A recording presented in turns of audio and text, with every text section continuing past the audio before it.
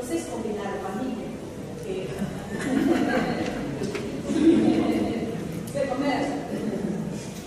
Então, o senhor tem 20 minutos. Bom dia a todos. Bom, vocês já viram, né? Que a Mira falou que a gente se conhece há bastante tempo. E a verdade é que eu sou médico sanitarista e comecei a trabalhar na saúde aqui em São Paulo, em São Miguel Paulista. E isso já faz um bocado de tempo.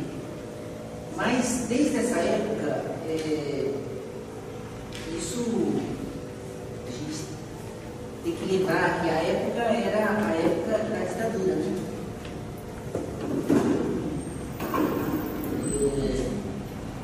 Em São Miguel a gente tinha lá o Dom Angélico.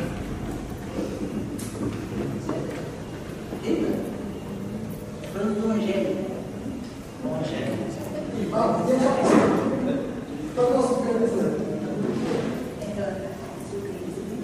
Enfim, eu trabalhando como médico sanitarista, e o Leber também é dessa época, na Zona Leste também, o nosso trabalho sempre foi ligado a um pressuposto, que era o pressuposto do direito à saúde. Isso aí é uma coisa importante, né? Porque significa que nesses 30, 40 anos que estou trabalhando, meu trabalho sempre foi ligado a esse tema do direito à saúde. Então, eu vou começar falando sobre essa questão que, se a gente for pensar bem, nesses 40 anos, se a gente avançou ou não avançou, eu poderia dizer assim, bem rapidamente, a gente avançou sim, mas a gente avançou muito menos do que poderia. Ou, se a gente pensar bem, muito menos do que deveria. A gente pode dizer assim, de forma bem geral, a saúde no Brasil, e mesmo aqui em São Paulo, poderia ser muito melhor. Ou deveria ser muito melhor. E por que não é? Esse é o ponto que eu acho que é o item que merece maior reflexão. Se a gente está sabendo que na Constituição brasileira a saúde é um direito, é uma obrigação do Estado, e a gente sabe também na Constituição que a saúde é resultado de toda uma série de fatores, e aí começando pela moradia, pelo trabalho, pelo saneamento, pela educação, por um salário que dê condições para as pessoas se alimentarem de forma adequada, certo? Não só serviços de saúde, mas também todo o conjunto de políticas públicas que são necessárias para que as pessoas possam ter saúde, educação, lazer, né? Acesso a áreas de prática de esportes, né? Todo mundo sabe como é importante o sedentarismo, as pessoas não se movimentarem e tal, como prejudica a saúde. Então, quando a gente parte dessa ideia do direito à saúde, que está na Constituição, aliás, uma conquista da própria população, dos movimentos populares da área de saúde, né? A gente pode dizer, olha, a gente avançou nesses últimos anos, mas avançou muito menos do que poderia, muito menos do que deveria. Então, um exemplo bem rápido que eu queria estar citando, esse é um exemplo que a gente deve sempre usar. É um dado, tá? Se a gente sabe que as pessoas nascem, crescem, né? Produzem, se reproduzem, casam, têm filhos, envelhecem e morrem. O normal é que as pessoas vivam um tempo de vida. E a gente mede isso na população em geral. Existe um dado estatístico que mostra que aqui em São Paulo, pegando todas as pessoas que estão sendo enterradas, né, 57 pessoas de cada 100 tem mais de 65 anos. Entenderam isso? Eu tenho 100 enterros no lugar. Desses 100 enterros, 57 são de pessoas com mais de 65 anos. O que isso está dizendo? Está dizendo que, na verdade, 43 pessoas estão morrendo antes dos 65 anos de idade. Isso significa, basicamente, mortalidade precoce, mortalidade antes da hora, antes do tempo de vida que as pessoas deveriam viver. Esse dado é um dado que reflete rapidamente a esperança de vida. Né? Isso a gente tem que dizer o seguinte: qual é o dado normal? Para um país razoavelmente desenvolvido, né, a gente sabe que cerca de 85 pessoas de cada 100 que estão sendo enterradas têm mais de 65 anos. Em alguns países, até 90% das mortes são de pessoas com mais de 65 anos. Então, o que é esperado? É esperado que as pessoas vivam mais de 65 anos. Todos que morrem antes dessa idade estariam morrendo por fatores evitáveis.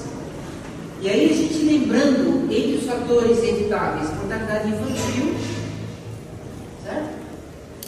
Então, crianças que estão morrendo logo ao nascer por problemas ligados ao parto, por problemas ligados à assistência inadequada do pré-natal, né? Por desnutrição da mãe, algumas vezes por problemas de alcoolismo e drogas, certo? Então, mortalidade de criança. Um outro fator importante é a mortalidade de jovens. Jovens por conta de quê? Principalmente de acidentes e homicídios. Então, acidentes e violências. Vocês todos sabem como esse fator é importante aqui em São Paulo, né?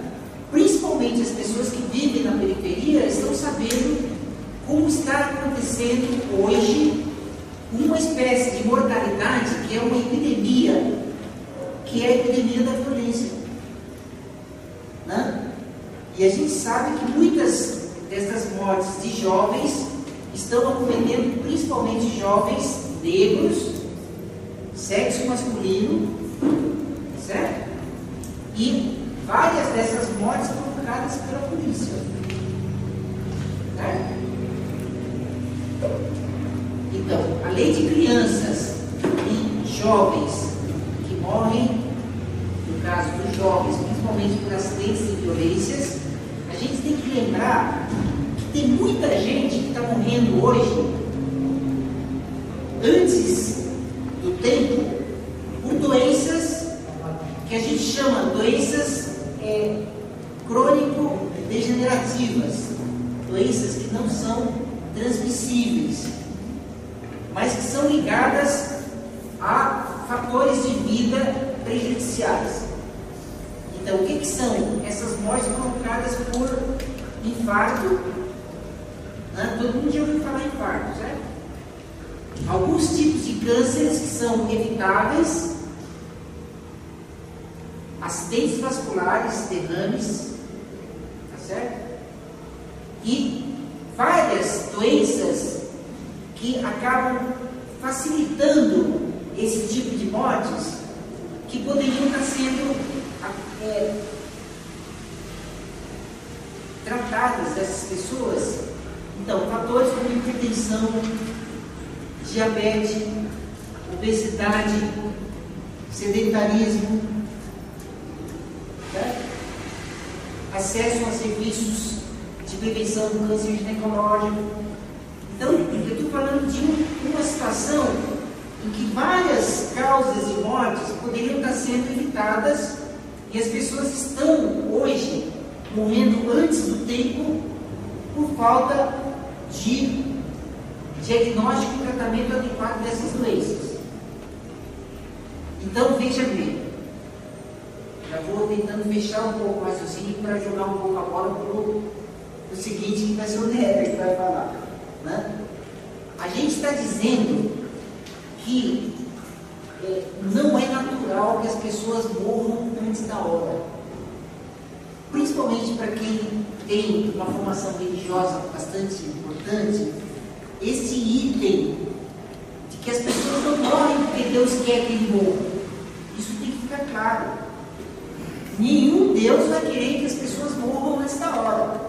Isso é um fator que não tem nada de divino, é um fator humano, é um fator social. E se a gente está falando em direito à saúde, a gente tem que ter muito claro que esse direito não cai do céu. Esse direito não é jogado por Deus. Esse direito tem que ser conquistado pelas pessoas. Certo? Eu estou falando alguma bobagem? Algum sacrilégio? Não, né? Eu sei. Eu morava ao lado do Dom Rogério, então eu sei o que eu estou falando. Você pode acrescentar 2 milhões de mortes em 20 anos de assassinato. 2 milhões.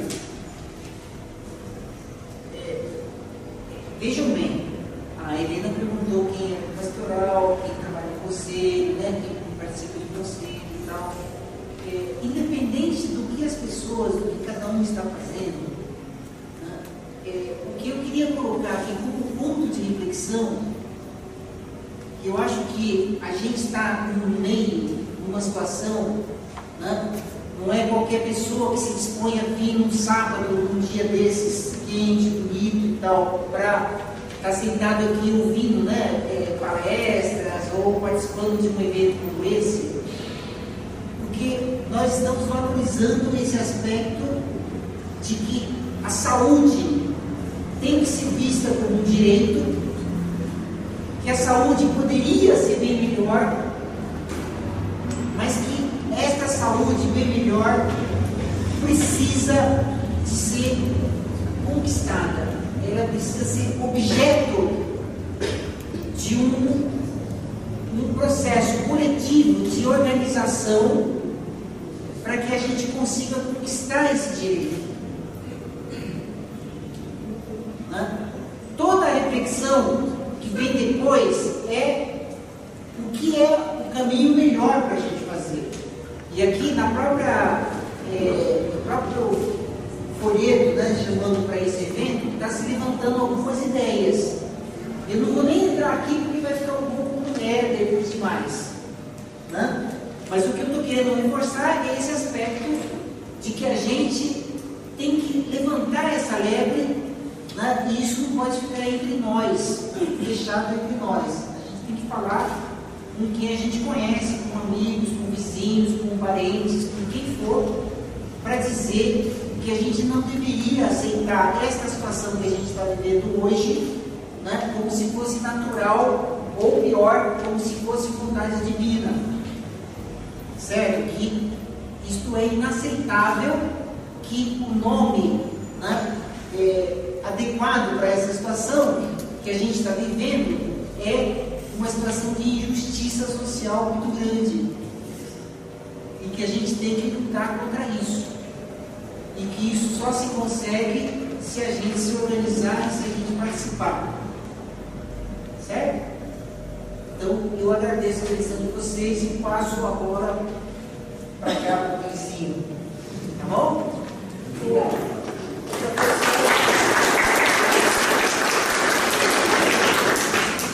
O professor doutor Caiano passou a bola para valer, assim, já de começo, que doença